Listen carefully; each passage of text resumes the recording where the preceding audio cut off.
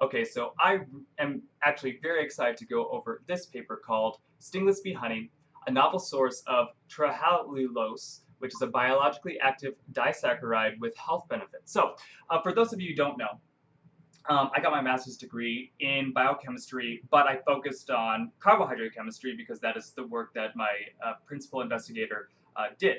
So I am actually very excited whenever I see a paper that talks about carbohydrate that has economic use, that can influence our lives, or basically when there are health benefits regarded to in relation to these different carbohydrates. So carbohydrates, they do so many important things in biology and in biochemistry. However, it's more of a, what would the word be? It's a field of study that I don't think gets enough attention and excitement over. So really in biochemistry, it's very protein centric, right? So that's what a lot of the research is being done on is on proteins, or if they're working with lipids or carbohydrates, usually it's in the context of learning more about their particular protein, right? Oh, how is my protein glycosylated, right? Oh, the glycosylation that's important for the functioning of my protein. So everything revolves around proteins in biochemistry, which so be it. But here we have an example of a mass or a large amount of carbohydrates playing a very large role in changing the properties of a product that you can buy today. So without further ado, let's begin. So stingless bees, also known as the Meliponiene honey, has long been considered a high value functional food, but the perceived therapeutic value has lacked attribution to specific bioactive components. So this is something that I will agree with, that I really dislike when I see there are a lot of herbal supplements on the market. There are a lot of very wild health claims about different products, and I don't like how I see these claims and they come from a place of when there's no analyses of the chemicals that constitute those herbs or those supplements, I get really disheartened to see that these people are making very large claims about their product or about their herbal supplement because let me see the data, right? Let me see the reports that you or the scientific papers that have been published on it that have not been funded by your company explicitly, right? So that's what I like to see. And so here we have an example of that for this stingless bee honey. Anyways, examination of honey from 5 different stingless bee species across neotropical and Indo-Australian regions have enabled, for the first time, the identification of the unusual disaccharide trehalulose. So, just so you know, I'm going to get the Wikipedia page up just so that we are all aware of what we're working with. And let me see, let's look into the view history because I want to know how long this is. So it appears as though this page has only existed for about a month. So yeah, it looks like the researchers have decided to make this Wikipedia article explicitly to help demonstrate or at least do some public outreach, right? So trehalose, this is a disaccharide, meaning that it has it's a dimer. It's a dimer of 2 monosaccharides. And it's made up of a molecule of fructose bound to a molecule of glucose. And so this might be familiar because when we talk about table sugar, we're talking about sucrose. And sucrose in of itself is also a dimer, or it is also a disaccharide of fructose and glucose. However, it is a, what would the word be? There's a different way that you can arrange these glucoses and fructoses together to come up with really a large variety of different sugars. So let's begin. So like isomaltose, it is a structural isomer of sucrose that is present in small quantities in honey. It makes up 50% of the sugars in honeydew, which of silverleaf whiteflies. And remember, the honeydew, this is the basically when some insects will suck the juices out of a plant, sometimes they'll produce a sugar that is secreted from their backside. And sometimes ants will harvest this honeydew that is coming off of these, well, coming off of these insects. And are silverleaf whiteflies a type of aphid? Find aphid. So I don't know if these are technically an aphid or not, but just know that this silverleaf whitefly is able to produce honeydew from sucking on plant juices. Anyways, 50% of the sugars in the honeydew of silverleaf whiteflies is this trehalulose, and it is synthesized by sucrose by some bacteria. So some bacteria will produce an enzyme that are able to turn or transform this transform sucrose. And let me get an image of sucrose. Some bacteria can produce an enzyme that will take this sucrose and transform it into this trehalulose. Okay, and one example would be the Proaminobacter rubrum has that particular enzyme. And because the anomeric carbon, and that's getting a little bit too much into the biochemistry, but just know that it is considered a reducing sugar in carbohydrate circles. Anyways, because the fructose and glucose molecules are linked by a 1,1 glycosidic bond, which is more stable than the 1,2 glycosidic bond in sucrose, it is broken down more slowly than sucrose in the small intestine. So this molecule is more stable than sucrose, right? So this 1,1 bond, and the ones are in reference to the number of the carbon on the glucose and the fructose. This 1,1 bond, just know that it is more stable than the 1,2 bond of sucrose. So it doesn't break down doesn't break down as easily, which would mean that rather than getting a spike of, what would the word be? Rather than having what's the word? The glycosidic, glycemic index, sorry about that. So you won't have that same glycemic load or that same glycemic spike as you would with sugar, right? So sugar would have a higher spike, whereas cellulose would not have that same spike.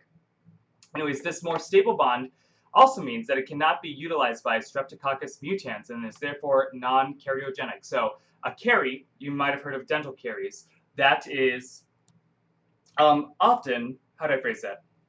That is a result of explicitly table sugar, or table sugar is the main constituent that will cause these dental cavities. Now, why is that? So the Streptococcus mutans, this is one of the bacteria that live in your mouth, and it's a facultative anaerobe, so it is able to live in anaerobic conditions, but it usually can breathe oxygen as well.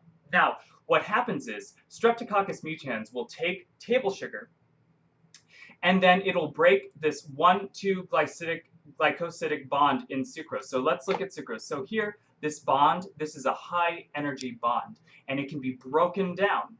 And Streptococcus mutans will break this bond, and it'll take that energy in order to produce a polymer of glucose. Okay, so these polymers of glucose are what make the dental plaque. They create a biofilm on your teeth, right? And so what is left is these fructoses, and then these fructoses then get consumed by the bacteria in your mouth to produce acids. So what ends up happening is you create biofilm with the glucose of sucrose using this high energy bond, and then you have this leftover fructose that ends up resulting in the acids that can cause dental cavities, or dental caries. So this trehalulose doesn't do that. So it is, I would presume it's also sweet because this honey is still sweet, right? So this is sweet, but it does not participate in producing cavities because this bond right here is more stable, and the Streptococcus mutans does not have the enzyme to break this down, I would presume. So that's phenomenal. So, and just so you know, unlike isomaltulose, trehalulose strongly resists crystallization and forms an amorphous solid when dried. Its sweetness relative to sucrose has been estimated between 0.4 and 0.7, so it is not as sweet as sucrose, But if it's less calories and if it doesn't have the same glycemic index, then that's probably going to be beneficial. Anyways, let's continue. So this is the first time of the identification of the unusual disaccharide trehalulose as the major component, representing between 13 and 44 grams per 100 grams of each of these honeys. So between 13% and 44% of the honey is going to have this trehalulose in these stingless bee honeys. Now, granted, what would be interesting to see is if other honey also has some trehalulose, or if this is something that is explicitly only coming from stingless bees. I would like to see that. So trehalulose is an isomer of sucrose with an unusual alpha-1,1-glucose fructose glycosidic linkage and known acyriogenic and low glycemic index properties. Okay, so this group used NMR and I would assume this is ultra high pressure liquid chromatography and mass spectroscopy analysis. So just know that this would be an analysis that helps you figure out what chemicals you have in your solution or in your sample, right? So, and they unambiguously confirmed the identity of trehalulose, isolated from stingless bee honeys sourced across 3 continents from Tetragonula carbonaria, Tetragonula hawkinsii species in Australia, and from Geniotrigoma thoractica and Heterotrigonia itama in Malaysia, and from Tetragonisca angustula in Brazil. And I apologize, I have a hard time reading. Anyways, the previously unrecognized abundance of trehalulose in stingless bee honeys is concrete evidence that supports some of the reported health attributes to this product. And this is the first identification of trehalulose as a major component within a food commodity. So, food commodity, things that we can buy easily, right? Or how to phrase that? This is the first identification of this particular sugar as being a major component of a widely available food commodity. So this is telling us that, well, oftentimes we can manufacture trehalulose, but it's not the major component, right? And sometimes you can buy it, but it's not a food commodity at that point. It's more of a scientific commodity, or it's going to be used as an ingredient for a final product in a different food commodity, but it is not the major component usually. So the study allows the exploration of the expanded use of stingless bee honey in foods and identifies a bioactive marker for authentication of this honey in associated food standards. So frequently when we're buying, exclusive or the gourmet products, it's very useful to have some sort of biomarker that we can analyze to verify to certify that food, to make sure that the food has not been tampered with, compromised in its integrity, or compromised in its. You don't want to buy fake stuff, is what I'm trying to get at. So this would be a good, effective way at, if you can test this honey, just test some honey that you buy, and if it has this trehalulose, this is a good indicator that that honey is genuine. Whereas if it did not have trehalulose, then it's not genuinely from a stingless bee. It could be different honey, or theoretically, it could be from a species of honeybee that doesn't have a stinger but just doesn't produce trehalulose. Now, going back, that means that there could theoretically be a different sugar that another bee produces that could also have its purported health benefits. But in this particular case, when we're talking about the stingless honeybees, this trehalulose is what we're focusing on. So with that, I don't know if I even should go more into detail, because a lot of this, I think I've gone through most of the exciting things. Because yeah, I think the discussion itself doesn't really tell you any more that you need to know. Just know that we found another new sugar that is in large quantities in a particular product that you can buy today. And I like this. This is good. So some benefits could be if you are, say, pre-diabetic, this might be something that you want to consider replacing your sugar with because it could help you regain a little bit of your insulin sensitivity if you are moving towards uh, being type 2 diabetic. So that's something that could be good here. There could be some benefits regarding your gut flora community. So, for instance, the American diet is actually very deficient in fibers and deficient in these, what would the word be?